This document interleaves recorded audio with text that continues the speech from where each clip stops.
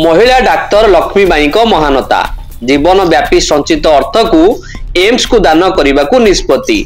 December 5 तारिख में 100 वर्ष में पदार्पण करेंगे ब्रह्मपुर स्त्री और प्रसूति विभाग प्रोफेसर डाक्तर के लक्ष्मीबाई। निजर 100तम जन्मदिन पूर्व बड़ घोषणा करिसंती लक्ष्मीबाई। संचित प्राय 3 कोटी 40 लाख टंका भुवनेश्वर एम्स को दान करने को निष्पत्ति नैचंती लक्ष्मीबाई। तांकर एही निष्पत्ति परे तांकु चारिआडू शुभेच्छार सुओ छुटुची। महिला डाक्तर लक्ष्मीबाई महानता जीवनव्यापी संचित अर्थ को एम्स को दान करने को निष्पत्ति। डिसेम्बर 5 तारिख में 100 वर्ष में पदार्पण करेंगे ब्रह्मपुर स्त्री और प्रसूति विभाग प्रोफेसर डाक्तर के लक्ष्मीबाई।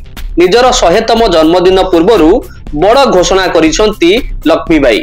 संचित प्राय 3 कोटी 40 लाख टंका भुवनेश्वर एम्स को दान करने को निष्पत्ति नैचंती लक्ष्मीबाई। तांकर एही निष्पत्ति परे तांकु चारिआडू शुभेच्छार सुओ छुटुची।